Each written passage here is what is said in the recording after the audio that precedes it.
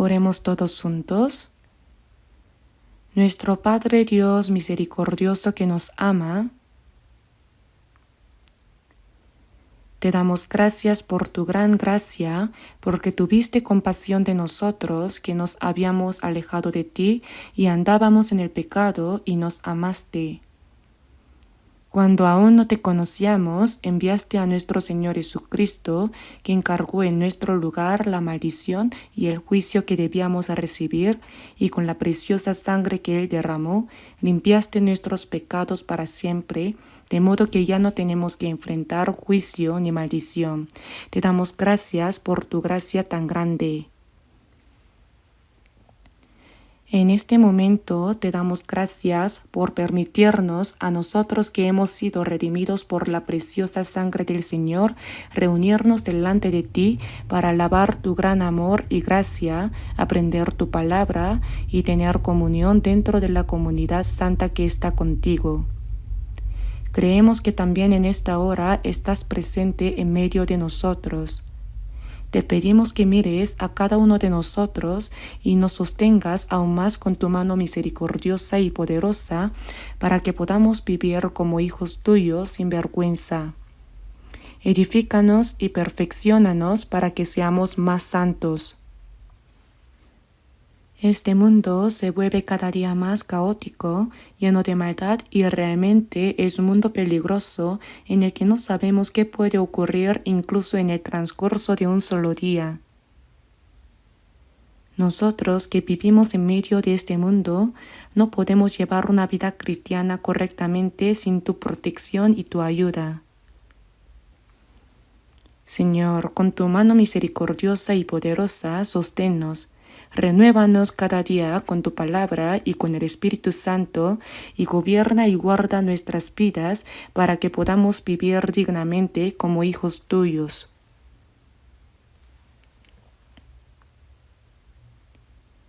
Te pedimos, Señor, que estés con todas nuestras iglesias en todo el país y con las muchas iglesias que tenemos alrededor del mundo. Acompaña con tu gracia, tu palabra y tu poder a todos los hermanos y hermanas que aún en medio de las dificultades guardan la fe y anuncian el Evangelio. En estos tiempos finales, obra en medio de nosotros y ayúdanos para que podamos cumplir fielmente la misión de predicar el Evangelio que tú nos has encomendado. Señor, que nos das la palabra que necesitamos en el momento oportuno y nos enseñas el camino por el cual debemos andar, te pedimos que también en esta hora nos muestres cuál es la santa voluntad que deseas revelarnos y nos enseñes aún más claramente lo que debemos hacer y cómo debemos vivir. Oramos en el nombre de nuestro Señor Jesucristo. Amén. Busquemos en la Biblia Marcos capítulo 2.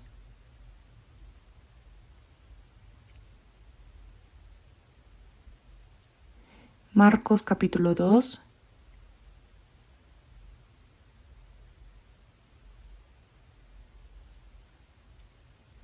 Leeré desde el versículo 1 hasta el 12. Empezaré a leer desde el versículo 1.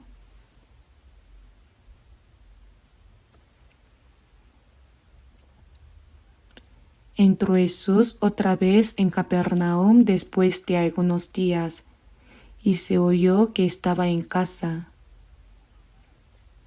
E inmediatamente se juntaron muchos, de manera que ya no cabían ni aun a la puerta, y les predicaba la palabra. Entonces vinieron a él unos trayendo un paralítico que era cargado por 4. Y como no podían acercarse a él a causa de la multitud, descubrieron el techo de donde estaba y haciendo una abertura, bajaron el lecho en que yacía el paralítico. Al ver Jesús la fe de ellos, dijo al paralítico: Hijo, tus pecados te son perdonados. Estaban allí sentados algunos de los escribas, los cuales cavilaban en sus corazones. ¿Por qué habla este así? Blasfemias dice. ¿Quién puede perdonar pecados sino solo Dios?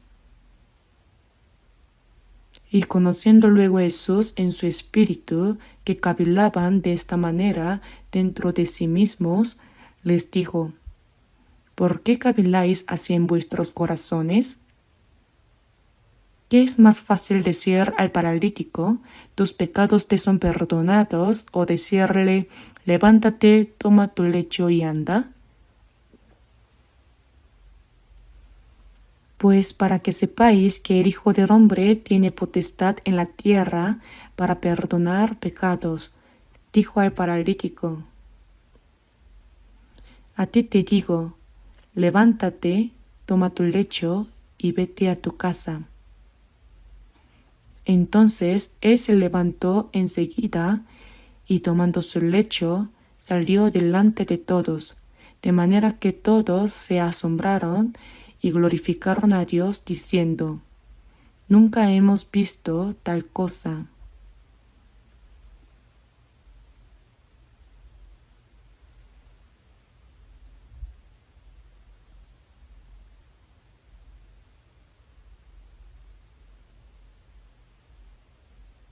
Si hasta aquí,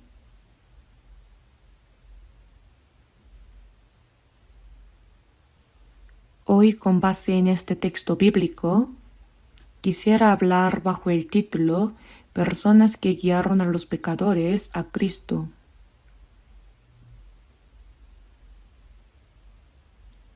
Cuando Jesús estaba en una casa en Capernaum, se dice que al oír que él estaba allí, se juntaron muchos de manera que ya no cabían ni aun a la puerta.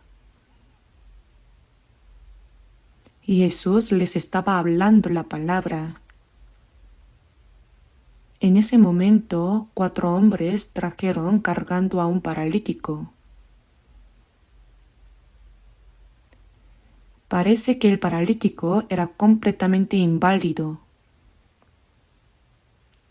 Era como un cadáver viviente acostado en una camilla sin poder moverse. Esto es semejante al estado espiritual de una persona que aún no ha recibido la salvación.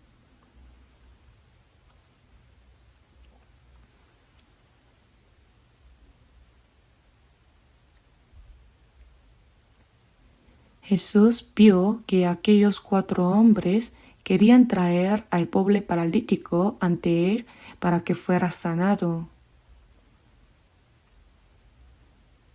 Ellos estaban unidos con un solo corazón y aunque era algo difícil, agotador y complicado, llevaron al enfermo, es decir, al pobre paralítico, desde lejos con el deseo de que recibiera la sanidad de Jesús.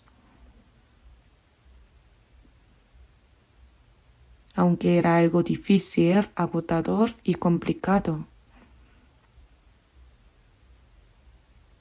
Pero en la casa donde estaba Jesús había tanta gente que les fue imposible entrar.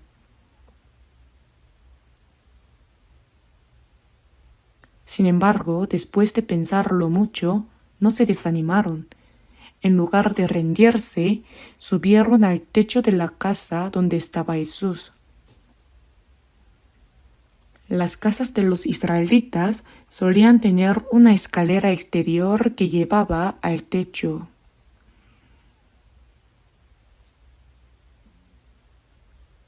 Los techos eran planos, por lo que subieron por allí.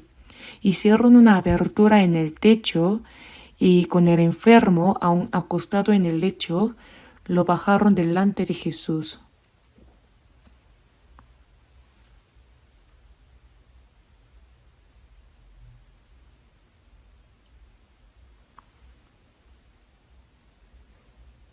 Si pensamos un momento en esa escena, realmente fue algo sorprendente. Muchas personas probablemente se habrían escandalizado y dicho, ¿qué están haciendo esos hombres? ¿Qué clase de comportamiento es ese? y quizá los criticaron y se enojaron. Pero esos 4 hombres no se dejaron influenciar por eso. Con un solo corazón y con el deseo firme de sanar al paralítico, lo bajaron exactamente ante Jesús, cada uno sosteniendo una de las esquinas del lecho. Entonces está escrito: al ver Jesús la fe de ellos, dijo al paralítico: Hijo, tus pecados te son perdonados. Jesús dijo: tus pecados te son perdonados. Pero este hombre no había venido para recibir el perdón de sus pecados, sino para ser sanado de su enfermedad.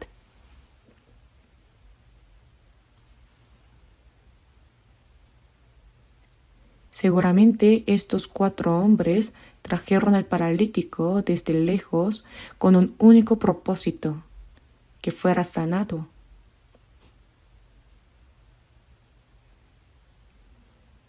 Por eso subieron al techo y bajaron el lecho con el enfermo justo delante de Jesús. Seguramente sabían que muchas personas se enfadarían y los insultarían, y probablemente ya habían considerado pedir disculpas al dueño de la casa y pagar los daños.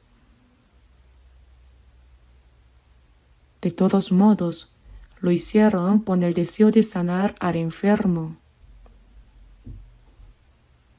Pero Jesús, al ver la fe de ellos, dijo al paralítico: Hijo, tus pecados te son perdonados.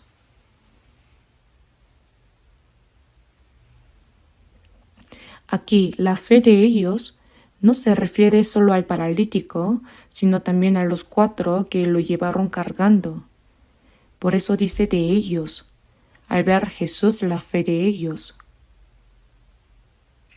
Dijo: Hijo, tus pecados te son perdonados.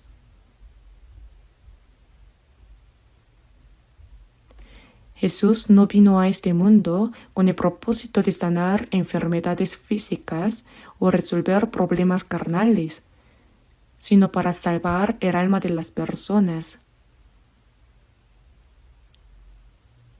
Y para salvar el alma es necesario perdonar los pecados.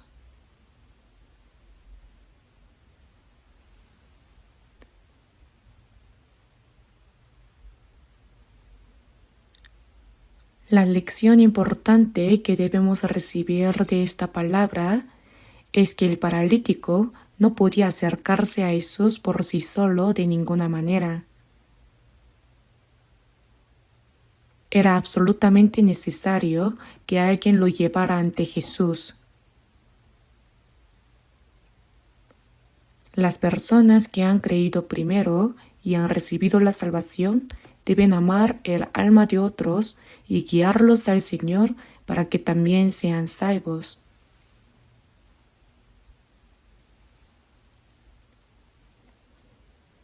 Para este pobre paralítico, el hecho de que hubiera 4 hombres, amigos o vecinos, que ya habían recibido la salvación, fue sin duda una gran bendición.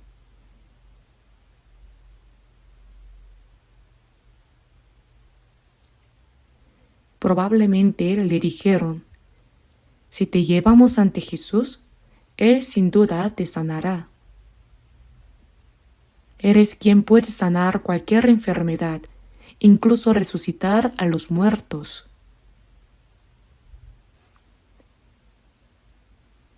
Seguramente le hablaron acerca de quién era Jesús y de que Él tenía poder para sanar cualquier enfermedad, y así despertaron su fe. No lo llevaron simplemente por la fuerza. Por supuesto, al escuchar a sus amigos, el paralítico debió haber llegado a tener el deseo y la fe de ser sanado.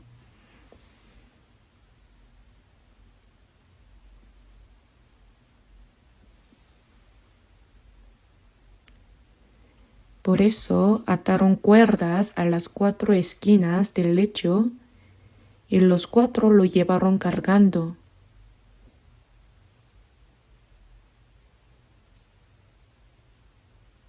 Que otra alma pueda recibir la salvación a través del trabajo, el sacrificio y el esfuerzo de las personas que han recibido la salvación primero, es el método que Dios ha establecido para salvar a las personas.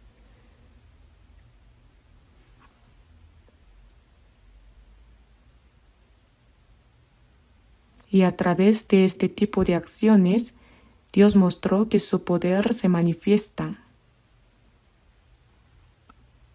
Para que una persona reciba la salvación, se necesita la ayuda de alguien que ya ha sido salvo.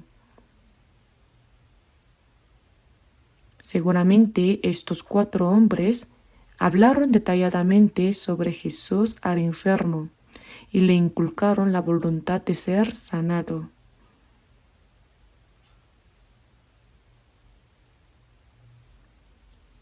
Así nació en él un corazón anheloso y una esperanza ferviente de ser sanado. Pero este hombre no podía acercarse a esos por sí mismo.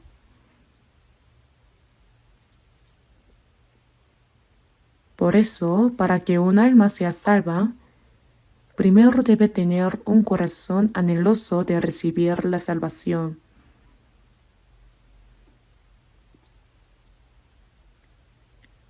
Y para que esa persona llegue a ser salva, es absolutamente necesario el trabajo y el esfuerzo dedicado de los cristianos que han sido salvos primero.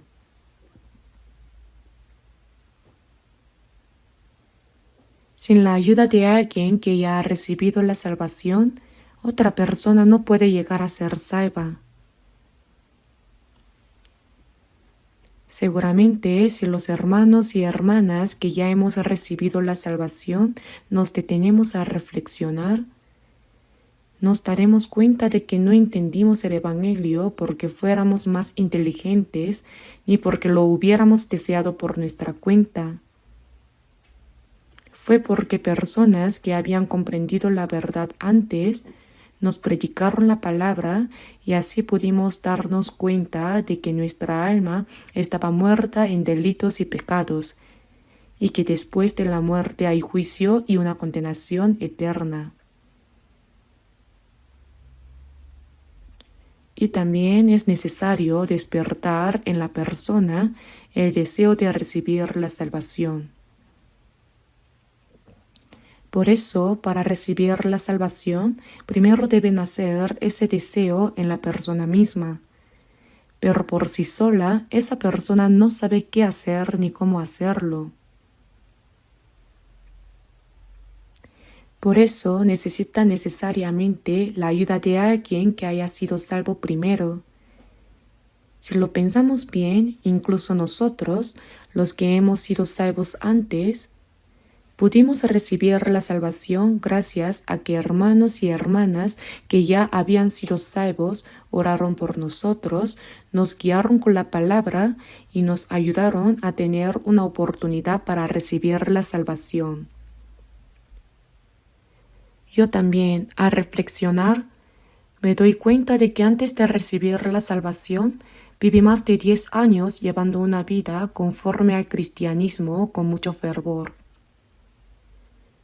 Asistía fielmente a la iglesia, guardaba el día domingo, oraba y me esforzaba por creer bien.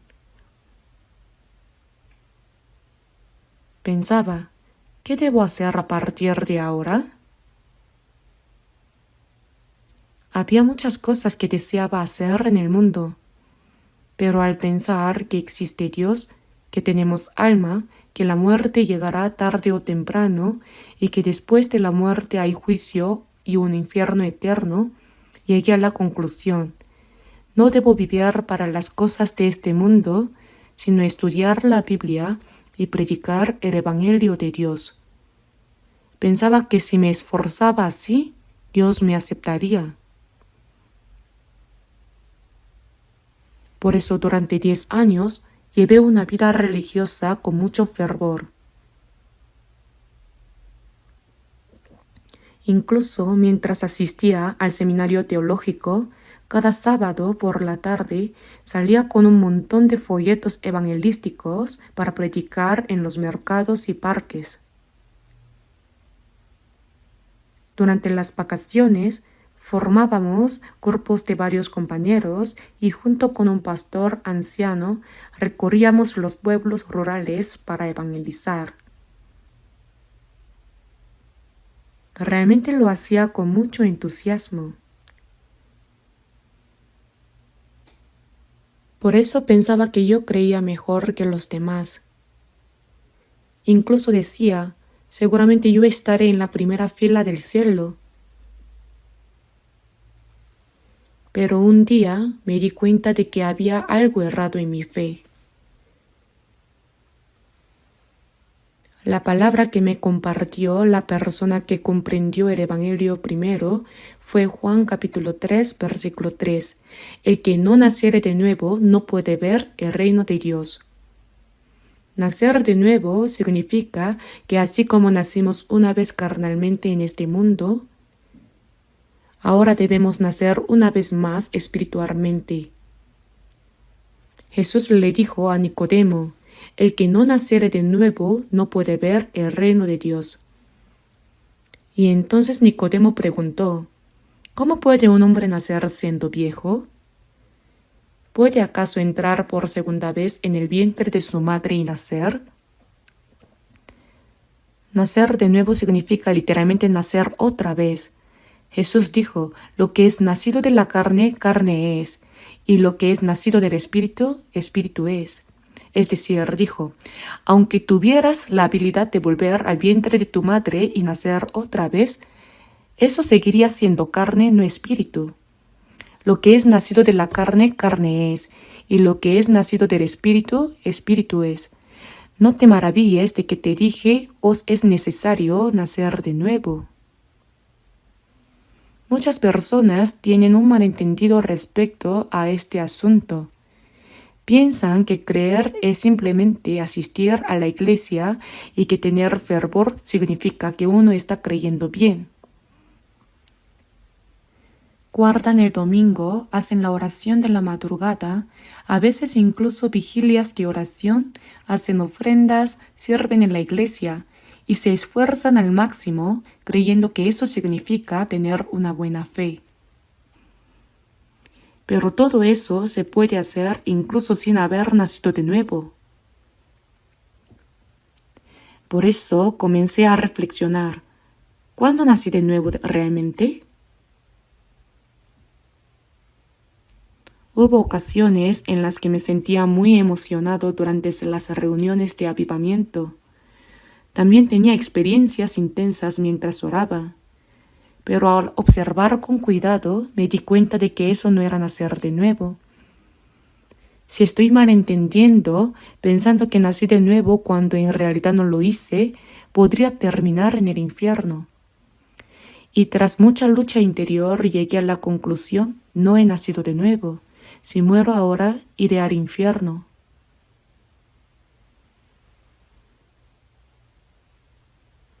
En ese entonces ya estaba pastoreando una iglesia rural y llevaba 2 años en el ministerio. Cuando predicaba sermones, la gente me elogiaba diciendo que tenía buena fe y que siendo tan joven predicaba muy bien.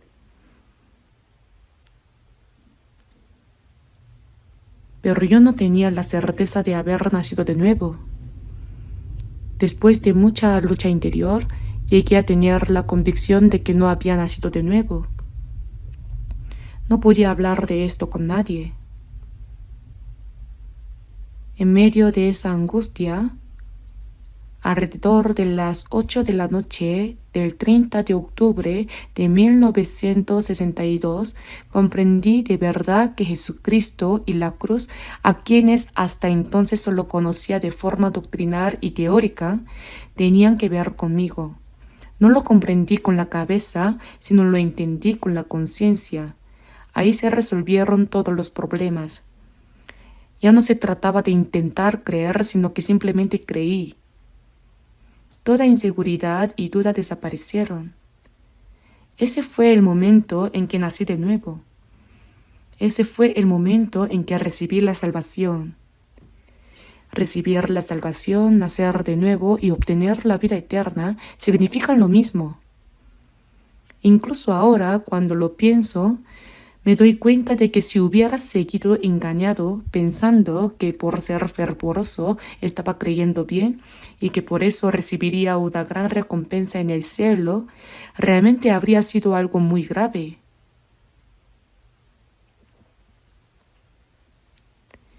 Por eso, cuando pienso en la gracia de Dios y en el hecho de haber recibido la salvación, no puedo dejar de sentir una profunda gratitud.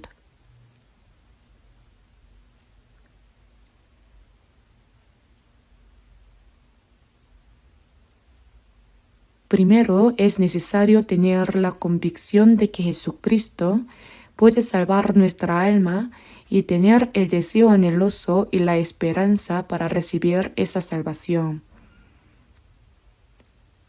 Por eso, para que un alma sea salva, debe haber primero un corazón anheloso de desear la salvación. Pero no solo eso, también es indispensable el trabajo y la ayuda dedicada de quienes ya han recibido la salvación. Por eso, una verdad clara e importante es que sin la ayuda de los cristianos que han sido salvos primero, otra persona no puede llegar a ser salva.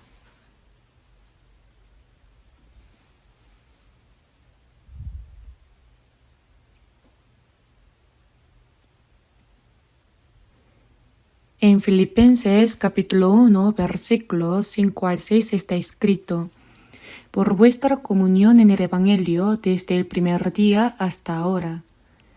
Cuando una persona recibe la salvación, empieza a tener comunión con otros santos dentro de la palabra.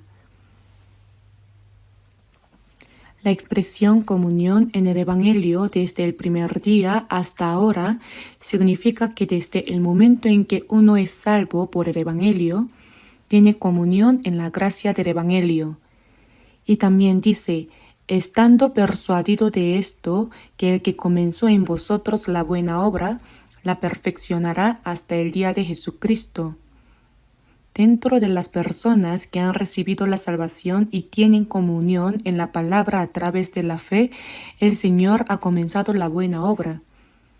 ¿Y qué es esa buena obra? Desde la perspectiva de Dios, la obra más buena es que un alma destinada a la perdición llegue a comprender la gracia de Dios y reciba la salvación. Para que una persona reciba la salvación, necesita la ayuda de alguien que ya ha sido salvo. Es indispensable el trabajo y la ayuda de los que han sido salvos primero. Este paralítico no podía acercarse a Jesús por sí mismo, por supuesto. Al escuchar las palabras de aquellos que ya creían, seguramente nació en él un corazón anheloso de ser sanado y entendió quién era Jesús. Después de despertar esa fe en él, estos 4 hombres lo llevaron en su lecho y lo presentaron ante Jesús. En Efesios capítulo 3, versículo 20 está escrito: y a aquel que es poderoso para hacer todas las cosas mucho más abundantemente de lo que pedimos o entendemos, según el poder que actúa en nosotros. En nosotros, los que hemos recibido la salvación primero, el Señor está obrando. Eres quien extiende su gracia primero y comienza la obra de salvar el alma de las personas, y a aquel que es poderoso para hacer todas las cosas mucho más abundantemente de lo que pedimos o entendemos según el poder que actúa en nosotros. ¿Cuáles son entonces las cosas que pedimos y pensamos nosotros, los que hemos recibido la salvación? son completamente distintas al pensamiento de las personas del mundo. Nosotros pensamos, ¿cómo podremos evangelizar a nuestros familiares, amigos y vecinos que aún no han recibido la salvación para que lleguen a ser salvos? El que comenzó en vosotros la buena obra. El Señor hace buenas obras en medio de los salvos. Y entre todas las buenas obras, la mejor es hacer que un alma destinada a la perdición reciba la salvación. En Hechos capítulo 10, versículo 38 está escrito: cómo Dios ungió con el Espíritu Santo y con poder a Jesús de Nazaret, y cómo éste anduvo haciendo bienes y sanando a todos los oprimidos por el diablo, porque Dios estaba con él. El Espíritu Santo de Dios moraba plenamente en Jesús, y por eso él anduvo haciendo la buena obra y sanando a los oprimidos por el diablo. Así como dio vida a las almas muertas por sus delitos y pecados y limpiaba a los leprosos, se produce la obra en la que un corazón engañoso más que todas las cosas y perverso llega a comprender la gracia de Dios, recibe el perdón de los pecados y su alma es limpiada por completo. Y eso sucede a través de las personas que han recibido la salvación primero. Por eso debemos meditar bien en lo que dicen las palabras, el poder que actúa en nosotros. Dios obra dentro de los salvos. Por eso el mayor anhelo de nosotros, los cristianos, es que otras almas también reciban la salvación. Vivimos para que muchas más almas sean salvas.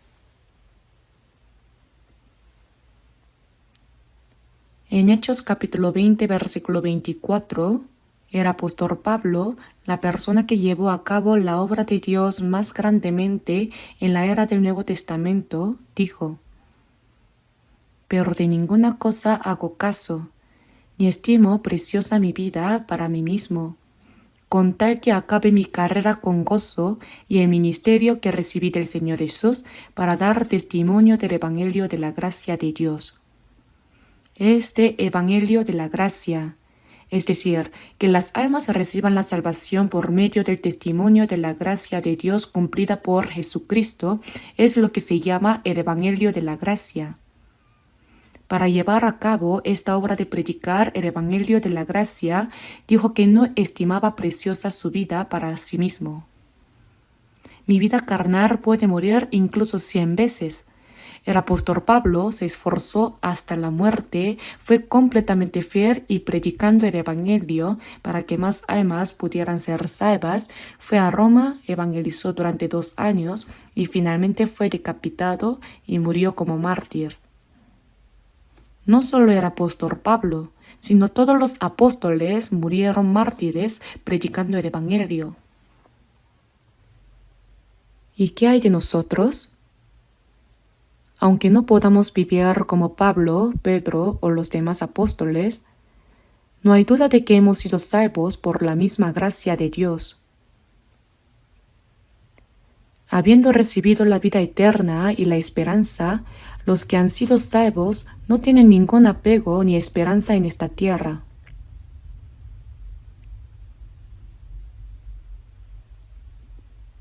Cuando pensamos en la vida eterna y la esperanza gloriosa, las cosas de esta tierra no son nada. Son como una neblina que aparece por un momento y luego se desvanece, ¿no es así?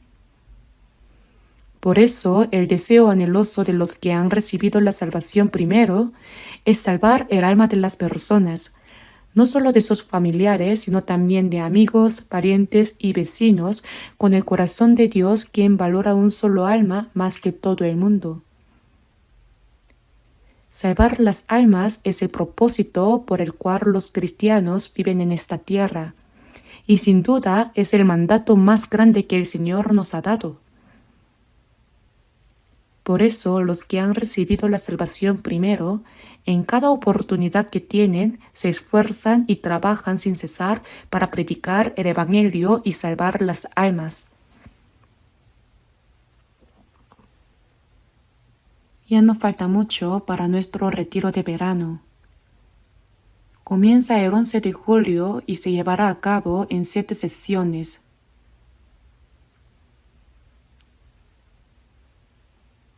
En cada sesión participarán unas 10.000 personas y esta vez parece que incluso se reunirán más de 10.000. Cuando llega el tiempo de retiro, yo estoy decidido a quedarme durante las 7 semanas completas en el centro de retiro.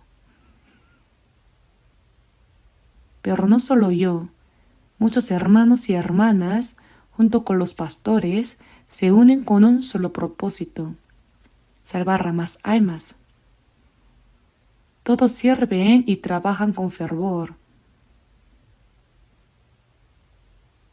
Sin las oraciones anhelosas, el trabajo y el sacrificio de los hermanos y hermanas, no se produciría la obra de salvación. Por eso, el poder que actúa en medio de nosotros, el Señor obra en medio de los santos que han recibido la salvación y se unen con un mismo corazón para predicar el Evangelio. Pensando en eso, hoy sentí que debía compartir este mensaje con ustedes. Para guiar a un solo pecador delante del Señor, aquellos 4 que ya habían recibido la salvación probablemente persuadieron al enfermo, le hablaron sobre quién era Jesús y despertaron en él el deseo de creer y de ser sanado. Así fue como lo llevaron ante Jesús. Por eso, cuando Jesús vio no solo la fe del enfermo, sino la fe de ellos, se refiere a la fe de los 4 que lo llevaron. Lo que ahora debemos entender es esto. Muchas almas no han recibido la salvación y esas personas tal vez ni siquiera saben que Dios existe, que tienen un alma, que más allá de la muerte hay juicio y condenación, o quién es realmente Jesús. Si no hay alguien que haya sido salvo primero que les anuncie esta verdad, nunca podrán saberlo. Incluso entre los que asisten fielmente a la iglesia, muchos creen que eso es tener una buena fe. Los pastores suelen elogiar a aquellos que asisten a la iglesia con fervor, sirven y ofrendan generosamente. Ese hermano o esa hermana seguro recibirá una gran recompensa delante de Dios. Y aunque digan con humildad, ay, no es para tanto, por dentro piensan, claro, yo merezco una gran recompensa. El problema es que están subidos en un avión de papel que va volando, pero la cuestión es, ¿a dónde va ese avión? Está escrito, el que no naciere de nuevo no puede ver el reino de Dios. Si ni siquiera puede verlo, ¿cómo podrá entrar? Entonces, para que una persona que no ha recibido la salvación pueda ser salva, primero debe haber un corazón anheloso y un trabajo dedicado por parte de quien ya ha sido salvo. En Colosenses capítulo 4, versículo 11, al mencionar a algunos hermanos está escrito, los únicos que me ayudan en el reino de Dios. Son personas que mientras viven en esta tierra colaboran en la obra del reino de Dios. Personas que aunque viven en la carne, realizan una obra espiritual. Personas que aunque viven dentro del tiempo, trabajan para lo eterno. ¿No es asombroso? Por eso todos los cristianos son personas que colaboran en la obra del reino de Dios. ¿No es así? Pues yo no, dirían algunos. Pero incluso quienes dicen haber recibido la salvación, van a la iglesia los domingos, oran, cantan himnos y dicen que están teniendo el culto. En nuestra iglesia nunca usamos expresiones como empecemos el culto o el culto ha terminado. Porque desde que hemos recibido la salvación, toda nuestra vida, lo que decimos, lo que hacemos, la manera en que vivimos, todo debe vivirse para la voluntad y la gloria de Dios. Y esa vida es el culto racional y el sacrificio vivo que Dios recibe con agrado. Decir empecemos el culto o el culto ha terminado es propio de quien no ha comprendido bien las cosas. No es así como debe entenderse. Muchos creen que con solo esforzarse mucho ya están teniendo una buena fe, pero lo primero que debemos entender es que eso no es así. Aunque viven en la tierra, los salvos son personas que colaboran en la obra del reino de Dios. ¿No es una expresión maravillosa? En Filipenses capítulo 1, versículo 27, el apóstol Pablo escribió una carta para los santos de Filipos desde la cárcel en Roma. En Hechos capítulo 16 se narra cómo Pablo, al ir a Filipos para predicar el Evangelio, fue azotado y encarcelado. Pero incluso en medio de esas circunstancias, hubo personas que recibieron la salvación y así nació la iglesia de Filipos. Los santos de la iglesia de Filipos amaban al apóstol Pablo, quien les había predicado el Evangelio, y oraban por él en cada lugar al que iba a predicar. Incluso cuando estaba preso en Roma, enviaron a Epafrodito para ayudarle con sus necesidades. Por eso en Filipenses capítulo 1, versículo 27 dice: ha servido conmigo en el Evangelio. En el Evangelio. También dice: solamente que os comportéis como es digno del Evangelio de Cristo.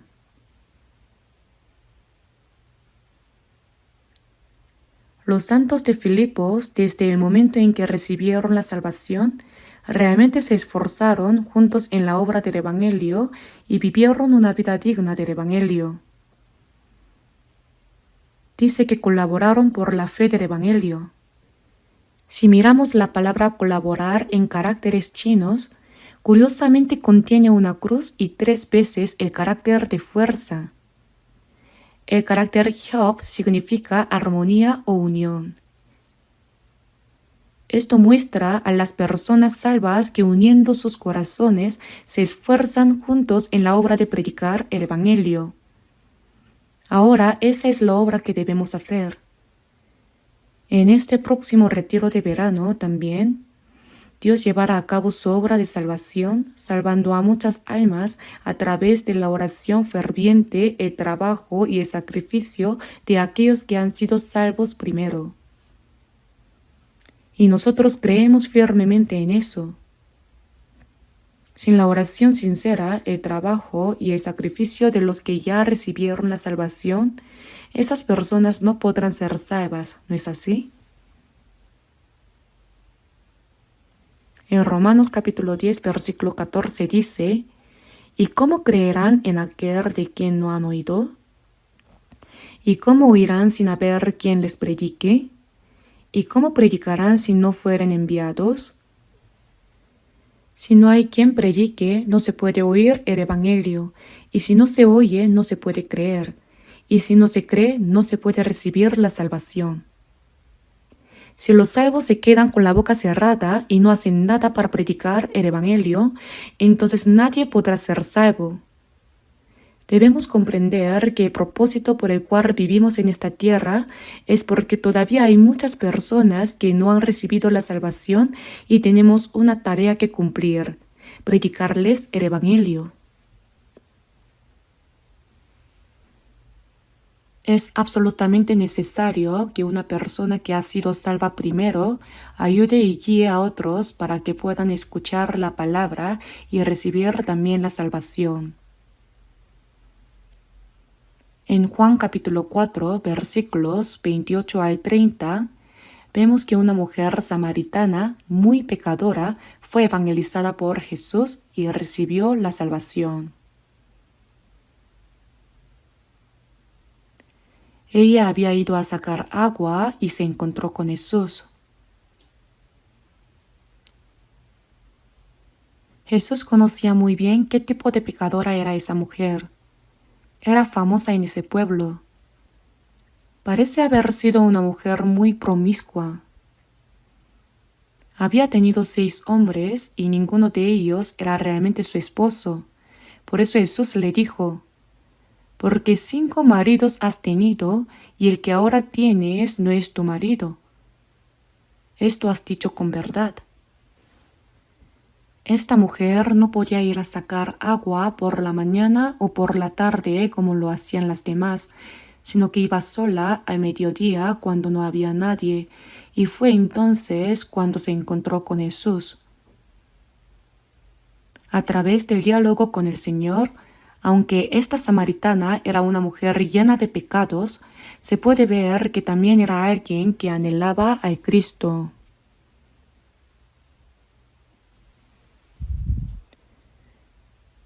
Cuando Jesús le habló de varias cosas, la mujer samaritana le dijo: Señor, me parece que tú eres profeta. Ella no sabía que Jesús era el Cristo, pero reconoció que era un profeta, ya que él le señalaba todos sus pecados.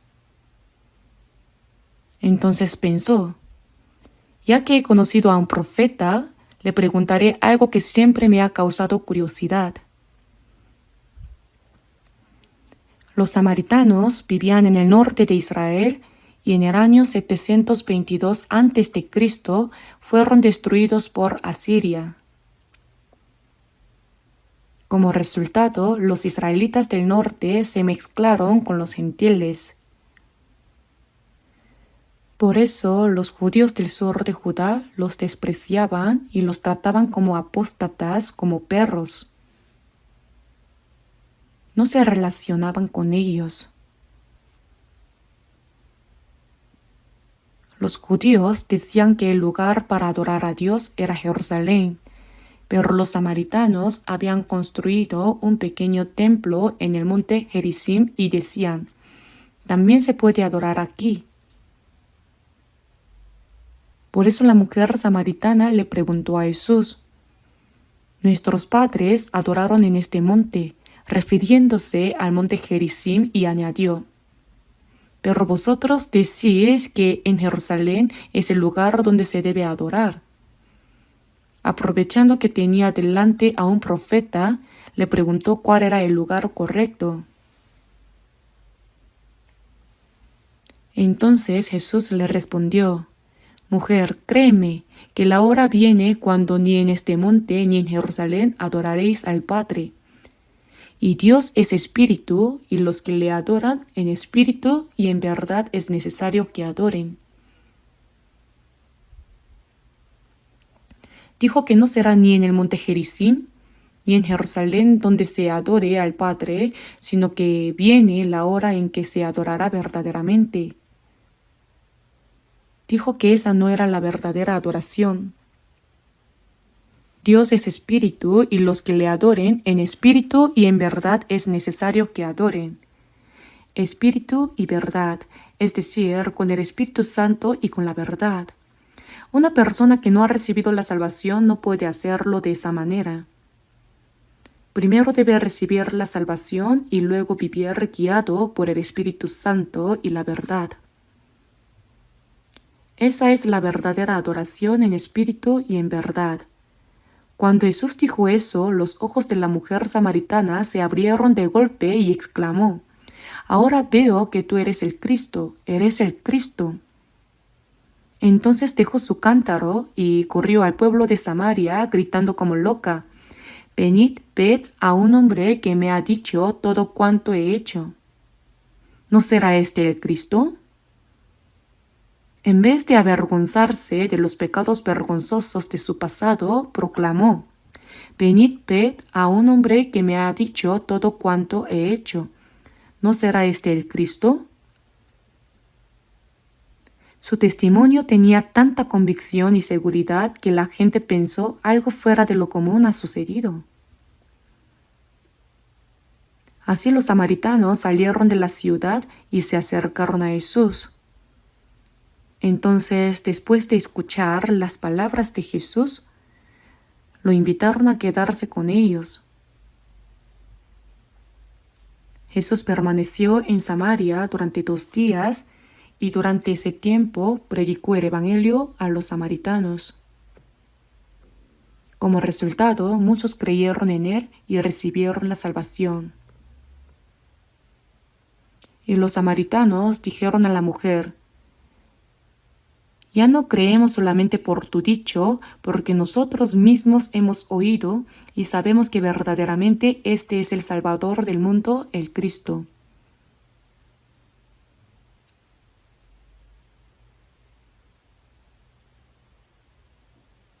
En Proverbios capítulo 21, versículo 28 dice: mas el hombre que oye permanecerá en su dicho. Las palabras de una persona que realmente cree de corazón, que habla con convicción, tienen poder. Tienen el poder de guiar a otros hacia el Señor. Por eso, el método que Dios estableció para salvar el alma de una persona es guiar a otras almas hacia el Señor por medio de una persona que primero haya comprendido la verdad. Si los que hemos recibido la salvación nos quedamos callados y no hacemos nada, nadie podrá ser salvo. Piénsenlo bien.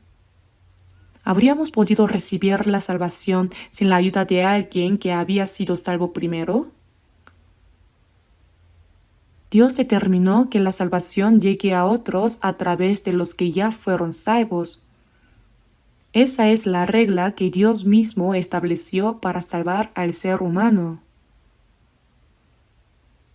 En Hechos capítulo 16, versículo 31 dice: cree en el Señor Jesucristo y serás salvo tú y tu casa. Esto significa: cree en el Señor Jesucristo y entonces tú serás salvo, y si tú recibes primero la salvación, tu casa también podrá recibirla. Es decir, cuando una persona recibe la salvación, a través de esa persona salva se abre la puerta de la predicación para sus familiares, parientes, amigos y vecinos. La frase "y serás salvo tú y tu casa" no significa que si una persona recibe la salvación, automáticamente su familia también será salva.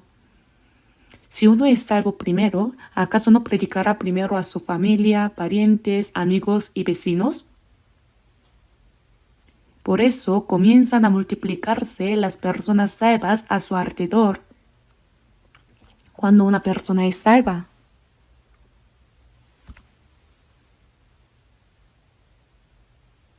y para poder guiar a otros al Señor, uno mismo debe tener primero una fe firme y un testimonio claro.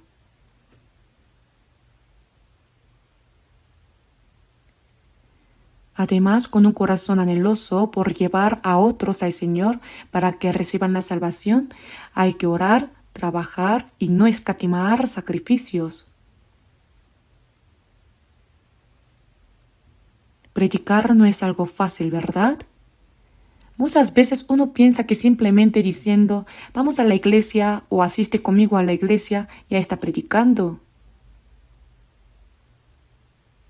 Pero incluso entre los que ya asisten a la iglesia hay muchísimos que no han recibido la salvación. ¿Acaso se puede recibir la salvación solo por ir a la iglesia? Hay que anunciar la palabra por la cual uno pueda realmente ser salvo. Y para eso es absolutamente necesaria la oración, el trabajo y el sacrificio de quienes ya han recibido la salvación. En 2 de Corintios capítulo 9 versículo 6 está escrito: el que siembra escasamente también segará escasamente, y el que siembra generosamente, generosamente también segará. ¿Qué significa sembrar? En tiempos de hambre, cuando apenas queda algo de alimento, si uno simplemente lo cocina y se lo come, se queda sin semillas, ¿verdad? Sembrar, en ese caso, representa un acto de autosacrificio. En el Salmo 126 dice: los que sembraron con lágrimas, con regocijo segarán. Irá andando y llorando el que lleva la preciosa semilla, mas volverá a venir con regocijo trayendo sus cabillas. Pero, ¿por qué uno lloraría al sembrar? ¿Quién llora mientras siembra semillas? ¿A qué se refiere esto? Debemos entender que predicar el Evangelio y salvar almas requiere esfuerzo y sacrificio. Sin esfuerzo ni sacrificio previos, otras almas no pueden ser salvas. Por eso vamos a abrir brevemente Proverbios capítulo 24.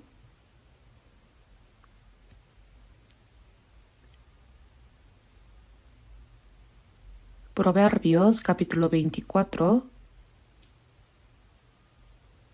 versículo 11.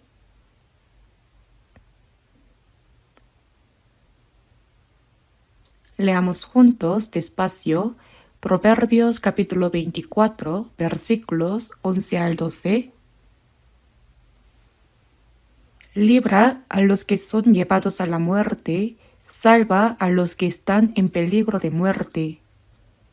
Porque si dijeres ciertamente no lo supimos, ¿acaso no lo entenderá el que pesa los corazones? El que mira por tu alma, él lo conocerá, y dará al hombre según sus obras.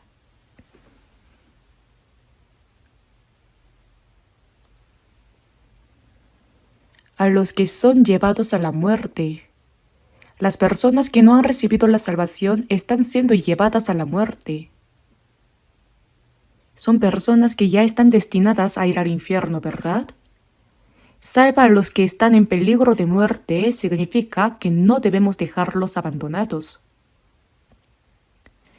Si los dejamos tal como están, se irán al infierno.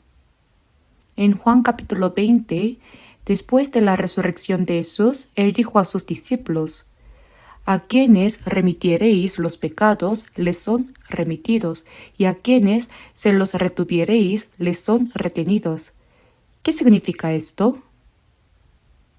Si uno anuncia el hecho de que el Señor cumplió la eterna redención en la cruz, entonces se le perdonan los pecados. Pero si no se lo anuncia y se queda en silencio, esa persona se va tal como está al infierno. Por eso, a los que están en peligro de muerte, es decir, a los que están atrapados por el diablo y llevados al infierno, hay que rescatarlos. Salva a los que están en peligro de muerte significa que no debemos dejarlos abandonados, sino ayudarlos a que reciban la salvación. Porque si dijeres, ciertamente no lo supimos, ciertamente no lo supimos. ¿Acaso no lo entenderá el que pesa los corazones? Después de que Caín mató a su hermano Abel a pedradas, Dios le dijo: ¿Dónde está Abel tu hermano? Y él respondió: No sé, ¿soy yo acaso guarda de mi hermano? Y Dios dijo: La voz de la sangre de tu hermano clama a mí desde la tierra. Después de haber matado a su hermano, dijo: No sé, ¿cómo puedo saberlo? Es un aspecto muy descarado, ¿verdad? Nosotros no hemos matado a nadie, pero si dejamos tal como están a los pecadores que se dirigen a la perdición y permitimos que se vayan al infierno, ¿no tendremos ninguna responsabilidad? Ciertamente no lo supimos. ¡Qué bien miente uno! Personas no salvas, nuestra familia, parientes, amigos, vecinos, hay muchos. Si los dejamos así, simplemente perecerán. Por sí solos no pueden recibir la salvación. Porque si dijeres, ciertamente no lo supimos, ¿acaso no lo entenderá el que pesa los corazones? El que mira por tu alma, él lo conocerá. En Santiago capítulo 4, versículo 17 dice: y al que sabe hacer lo bueno y no lo hace, ¿y qué más dice? Le es pecado. Si vemos a alguien a nuestro lado muriéndose de hambre y no lo ayudamos, eso también se convierte en pecado. Si vamos por la autopista y presenciamos un accidente en el que alguien está a punto de morir, diríamos: qué pena, pero tengo prisa. ¿Y seguiríamos nuestro camino? No. Debemos dejar todo de lado y hacer lo mejor que podamos para salvar a esa persona, ya sea llamando a emergencias o llevándola al hospital. Si pasamos de largo fingiendo que no vimos nada, nos convertimos en asesinos indirectos. Por eso el apóstol Pablo también dijo en 1 Corintios capítulo 9, «Ay de mí si no anunciare el Evangelio». Y al que sabe hacer lo bueno y no lo hace, le es pecado. El bien más grande es predicar el Evangelio y salvar a las almas que están destinadas a ir al infierno. Y sí, podemos hacerlo. Si tan solo ayudo un poco, esa alma que iba rumbo a la perdición puede recibir la salvación. Pero si digo que me da pereza, que es difícil, que estoy ocupado y finjo no ver nada, el que mira por tu alma, él lo conocerá. Él, es decir, Dios, dará al hombre según sus obras. ¿Según qué obras? Según la obra de no predicar el Evangelio. Las personas del mundo serán juzgadas por Dios por sus malas acciones y pecados. Los salvos, aunque no hagan el mal como la gente del mundo, ni vivan en el pecado, si sabiendo hacer el bien no lo hacen, también eso es pecado. Al que sabe hacer lo bueno. Ay de mí si no anunciare el Evangelio. Según la obra de no predicar el Evangelio. Aquí en Proverbios capítulo 24, al ver un alma que está por perecer, uno dice, ciertamente no lo supimos. Pero ¿acaso no lo entenderá el que pesa los corazones? Y dará al hombre según sus obras. ¿Según qué obras? Por no haber evangelizado a las almas que están destinadas a perecer, ¿lo sabían?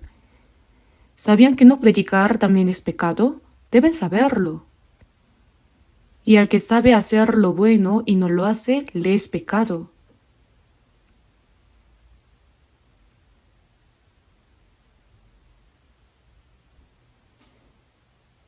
Nosotros realizamos con frecuencia seminarios o facilitamos que las personas reciban consultas.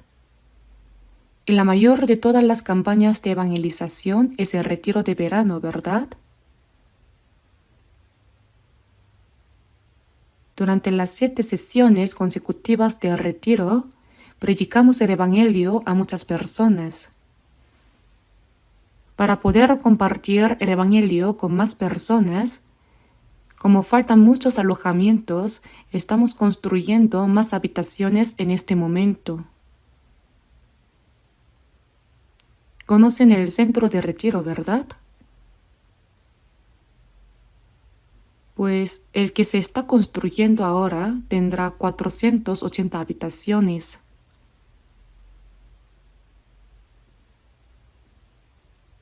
Será un número similar al del actual centro de retiro. Seguramente muchas personas participarán allí y recibirán la salvación. Por eso estamos orando por ello, colaborando unos con otros, ofrendando y esforzándonos.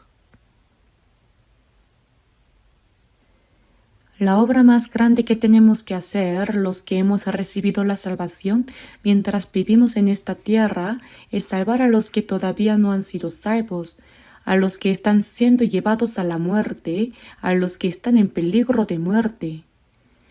Si son arrastrados al infierno, simplemente será una destrucción eterna sin vuelta atrás. Pero si decimos, ciertamente no lo supimos, estamos engañando nuestra conciencia, ¿verdad? Y para esa obra hay mucho que debemos hacer. Estos hombres trajeron al paralítico delante de Jesús. Quitaron parte del techo y bajaron el lecho para ponerlo frente a él. El paralítico vino para ser sanado de su enfermedad. Pero Jesús vio que este hombre no solo tenía una enfermedad carnal, sino una enfermedad que lo llevaba al infierno, el pecado. Y eso era lo que debía ser sanado primero. Por eso le dijo, tus pecados te son perdonados.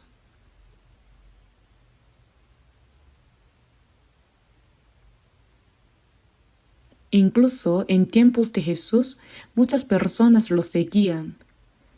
Algunas lo hacían porque realizaba milagros y multiplicaba el pan. Lo seguían solo para comer. Otros lo seguían para ser sanados de sus enfermedades. Jesús resucitaba muertos, limpiaba a los leprosos, daba vista a los ciegos. No había nada que él no pudiera hacer. Pero él no vino a este mundo para hacer solo esas cosas. Jesús vino para dar vida a las almas que estaban muertas en delitos y pecados, para salvar a las almas que iban al infierno y llevarlas al cielo.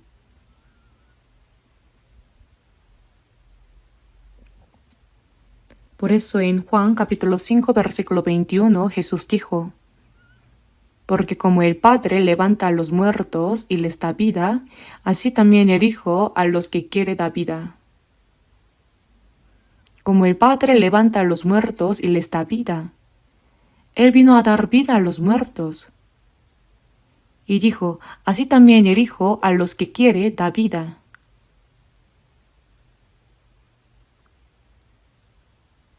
Pero para dar vida a los muertos no es algo que se haga fácilmente.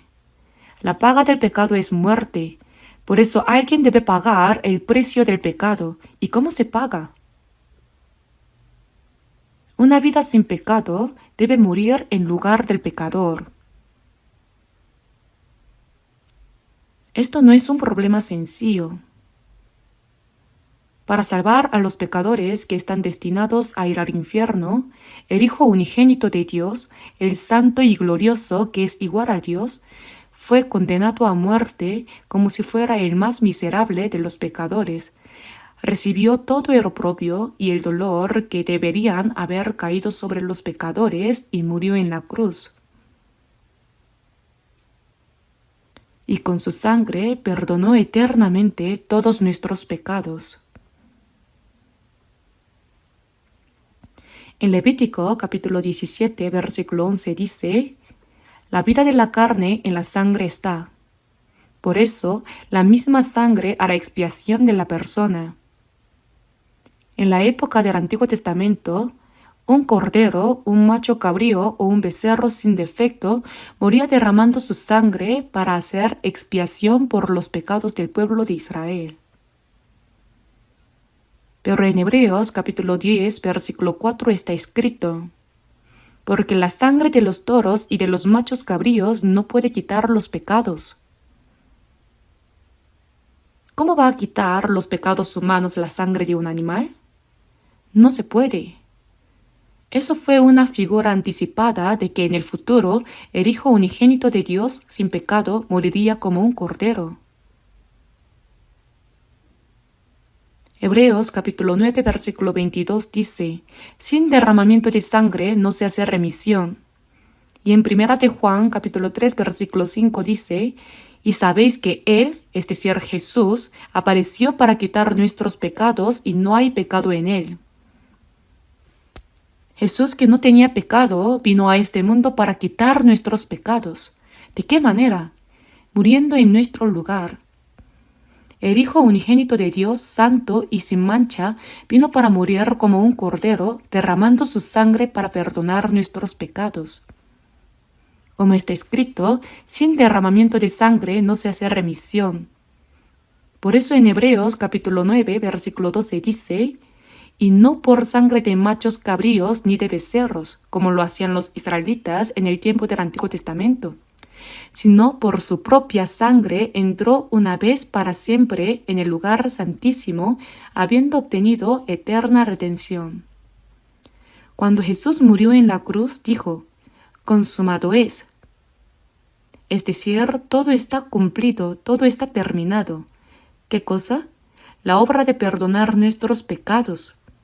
El Hijo unigénito de Dios, que no tenía pecado, no solo cargó con los pecados de todo el mundo y murió, sino que derramó toda su sangre preciosa para perdonar eternamente nuestros pecados.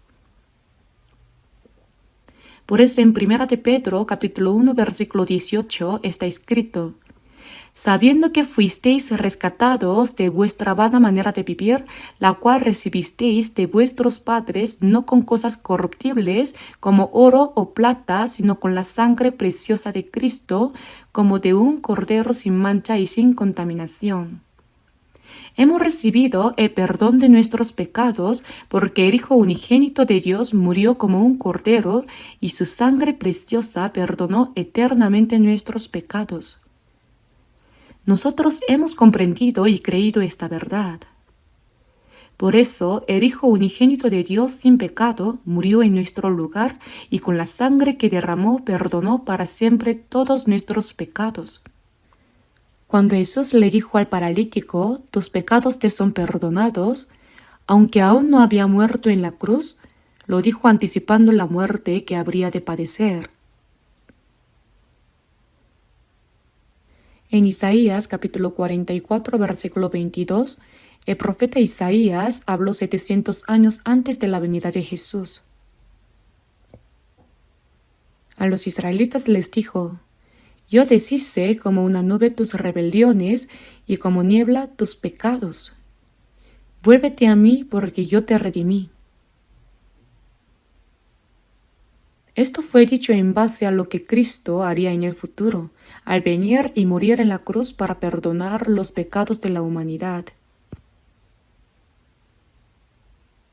Cuando Jesús dijo en la cruz: consumado es, fue en ese momento que nuestros pecados fueron borrados con la sangre de Jesús, como está escrito: yo deshice como una nube tus rebeliones y como niebla tus pecados. Por eso dice: vuélvete a mí porque yo te redimí.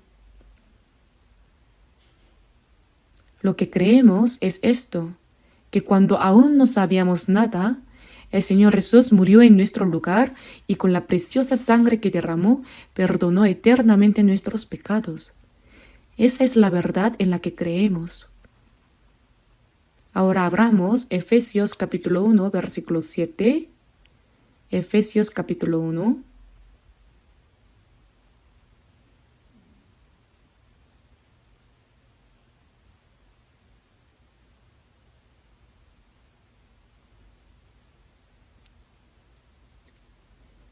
Efesios capítulo 1, versículo 7.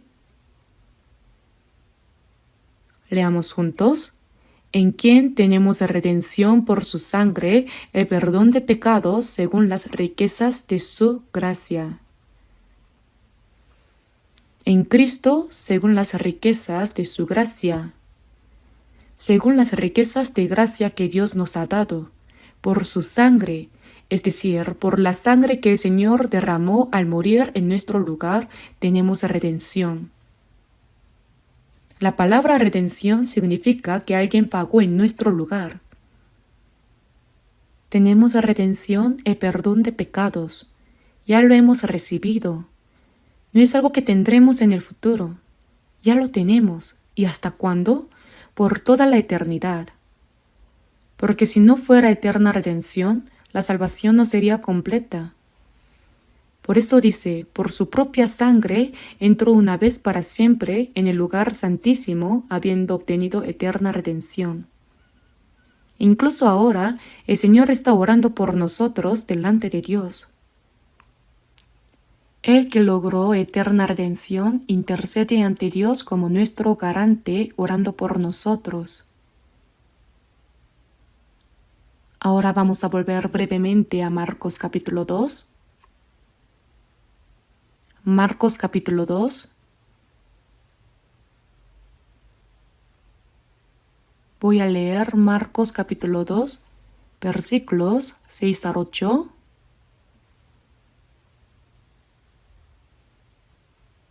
Estaban allí sentados algunos de los escribas, los cuales cavilaban en sus corazones. ¿Por qué habla este así? Blasfemias dice. ¿Quién puede perdonar pecado sino solo Dios?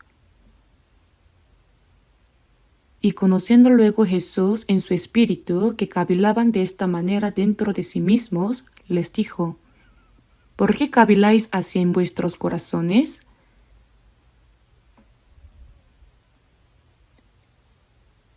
Cuando Jesús le dijo al paralítico: Ten ánimo, hijo, tus pecados te son perdonados, los fariseos, es decir, algunos escribas, comenzaron a murmurar. Los fariseos y escribas eran legalistas. Ellos no habían venido para escuchar sinceramente las palabras de Jesús, sino para buscar cualquier pretexto para criticarlo. Por eso, cuando Jesús dijo: Tus pecados te son perdonados, los escribas dijeron: ¿Por qué habla este así? Blasfemias dice. La palabra blasfemia significa decir algo que no se puede decir delante de Dios, y también significa ser irreverente o arrogante. Dijeron: ¿Quién puede perdonar pecados sino solo Dios? Estaban diciendo: solo Dios puede perdonar pecados. ¿Acaso tú eres Dios? Aquellos que criticaban a Jesús lo acusaban de blasfemia porque decía cosas que ningún ser humano podía decir, ya que él se consideraba igual a Dios.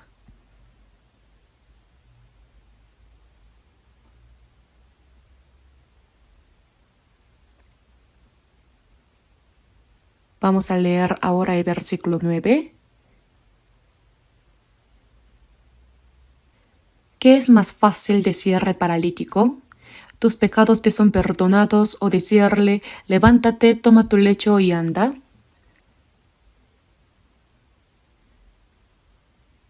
Jesús les dijo a estos escribas: ¿Qué es más fácil decir al paralítico: Tus pecados te son perdonados, o decirle: Levántate, toma tu lecho y anda? ¿Cuál de las dos cosas es más fácil? Ninguna de las dos es fácil. Decir tus pecados te son perdonados es algo que solo Dios puede decir. Y además el paralítico estaba completamente inmóvil. Decirle a alguien que está acostado sin poder moverse: levántate, toma tu lecho y anda, eso no es posible. Si no es por el poder de Dios, eso tampoco se puede hacer. Por lo tanto, ambas cosas no son fáciles, sino difíciles. Veamos el versículo 10. Pues para que sepáis que el Hijo del Hombre tiene potestad en la tierra para perdonar pecados, dijo al paralítico: A ti te digo, levántate, toma tu lecho y vete a tu casa. Entonces él se levantó enseguida y, tomando su lecho, salió delante de todos, de manera que todos se asombraron y glorificaron a Dios, diciendo: Nunca hemos visto tal cosa.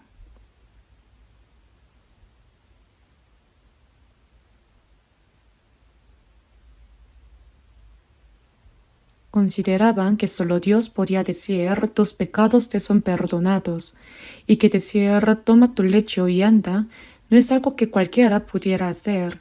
Sin el poder de Dios es imposible.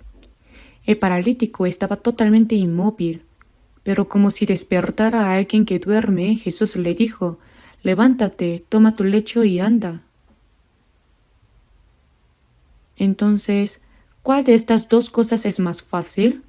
Nadie podía responder.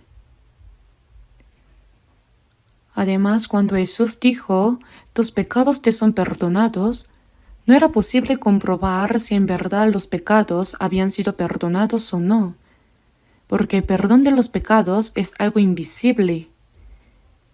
Pero cuando Jesús dijo: Toma tu lecho y anda, el hombre se levantó enseguida y, tomando su lecho, salió delante de todos, de manera que todos se asombraron y glorificaron a Dios, diciendo: Nunca hemos visto tal cosa.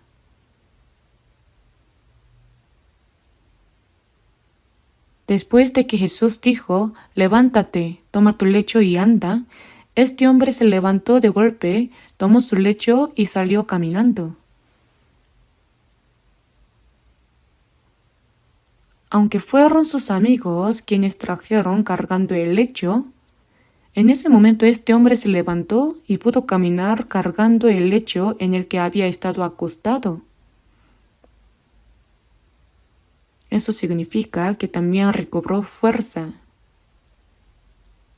Las personas, al ver eso, se asombraron como está escrito. De manera que todos se asombraron y glorificaron a Dios diciendo, «Nunca hemos visto tal cosa».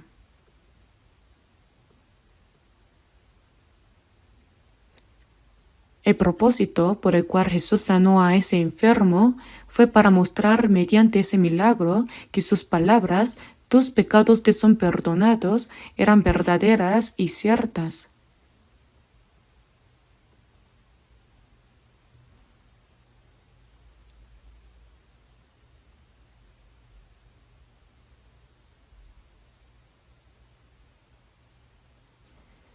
Por eso, en Juan capítulo 20, versículo 21 en adelante, vemos que Jesús, después de resucitar, dio a los discípulos el privilegio de perdonar pecados. Como me envió el Padre, así también yo os envío. Jesús fue enviado por el Padre para morir en la cruz, derramar su sangre y llevar a cabo la obra de perdonar los pecados. Cuando dijo, así también yo os envío, ¿para qué los envió? Para que anunciaran el hecho que el Señor había cumplido. Y habiendo dicho esto, sopló y les dijo, recibid el Espíritu Santo. A quienes remitiereis los pecados les son remitidos, y a quienes se los retuviereis les son retenidos. Pero cuando venga el Espíritu de verdad, Él dará testimonio acerca de mí. A quienes remitiereis los pecados les son remitidos. La Iglesia Católica ha distorsionado completamente este versículo, interpretando que el Papa recibió la autoridad para perdonar pecados, y como no puede hacerlo solo, ha delegado ese poder a los sacerdotes. Por eso, cuando una persona peca y se confiesa, el sacerdote dice, «Tus pecados te son perdonados». Entonces se considera que están perdonados, o dice, «Los retengo tal como están». ¿Y así quedan los pecados? No, no es así. Si testificamos del hecho de que Jesús perdonó eternamente nuestros pecados en la cruz, el pecado es remitido. Pero a quienes se los retuviereis significa no predicar y dejarlos así. Eso es condenación. ¿No es esto asombroso? Entonces, ¿cuán grande es la responsabilidad que se nos ha dado? En Mateo capítulo 16, versículo 26, según las palabras de Jesús, porque ¿qué aprovechará al hombre si ganare todo el mundo y perdiere su alma? ¿O qué recompensa dará el hombre por su alma? Jesús dijo que un alma vale más que todo el mundo. El espíritu creado a imagen de Dios es muy precioso a los ojos de Dios.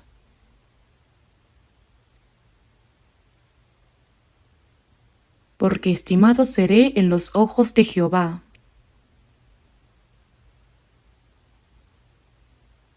Debido a que tengo un espíritu creado a imagen de Dios, soy estimado a los ojos de Dios.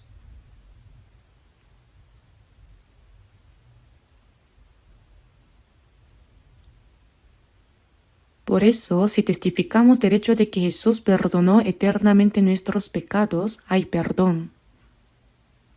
Pero si no lo testificamos y lo retenemos tal como está, es destrucción.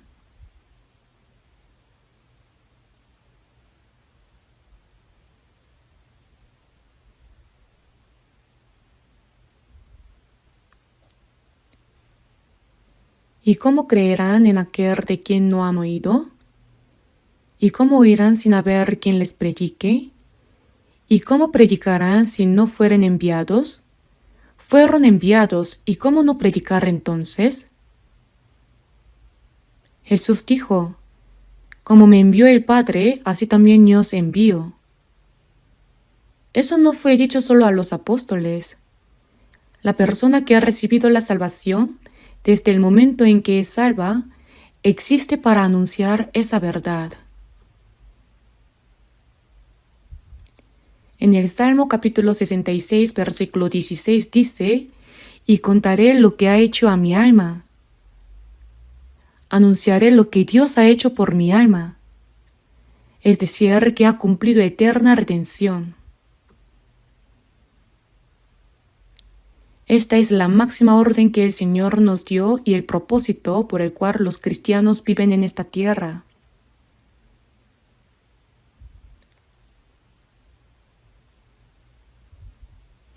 En Romanos capítulo 1, versículo 16, el apóstol Pablo dijo: «Porque no me avergüenzo del Evangelio, porque es poder de Dios para salvación a todo aquel que cree».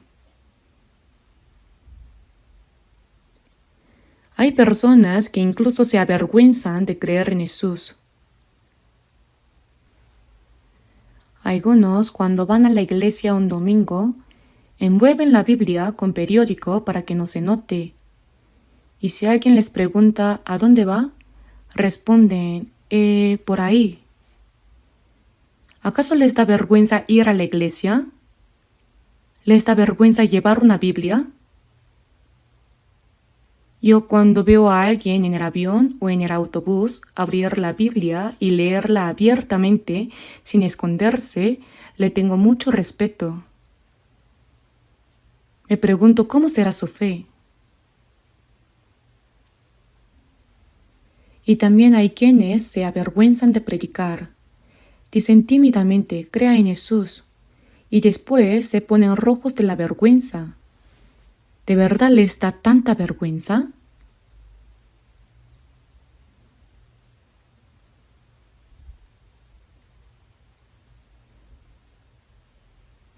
En Juan capítulo 5, versículo 24, Jesús dijo: de cierto os digo, el que oye mi palabra y crea al que me envió, ¿qué tiene? Tiene vida eterna, y no vendrá a condenación, mas ha pasado de muerte a vida». La persona que escucha las palabras del Señor, comprende la gracia de Dios y cree, es salva, ha recibido la vida eterna. Tiene vida eterna y no vendrá a condenación. La persona salva no será juzgada. Ha pasado de muerte a vida, es decir, se bajó del tren rumbo al infierno y se subió al tren rumbo al cielo. Ha pasado de muerte a vida. Por eso, si predicamos el Evangelio y alguien lo escucha y lo entiende, entonces tiene vida eterna y no vendrá a condenación.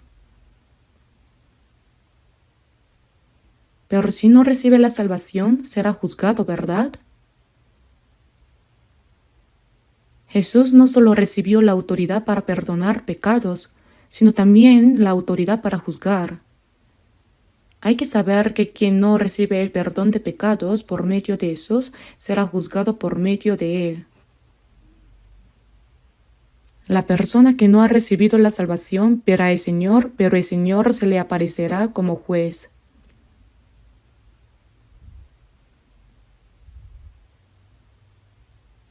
Está escrito: por cuanto es el Hijo del Hombre.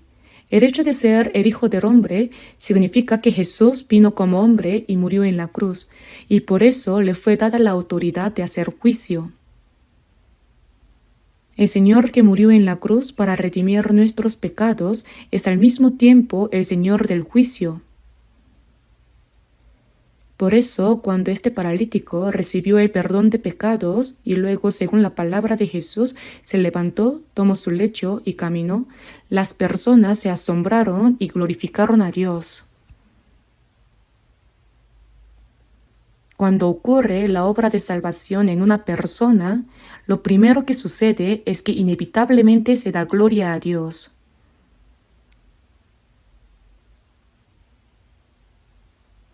En este próximo retiro de verano, les pido que puedan hacer todo esfuerzo posible para evangelizar a muchas personas.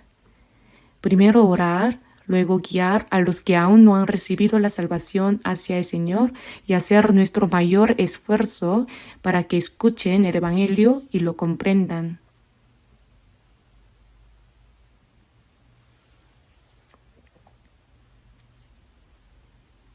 Cuando vemos el retiro, no solo el pastor que está en el púlpito es quien evangeliza.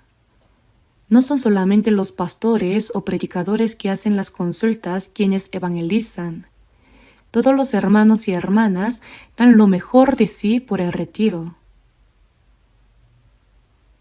Algunos ayudan con la guía del tráfico complicado, otros limpian, otros lavan los platos en la cocina, hacen trabajos pesados. En fin, al ver que cada uno se esfuerza haciendo todo lo que puede para cumplir con la parte que le corresponde en la obra de predicar el Evangelio, es algo verdaderamente hermoso.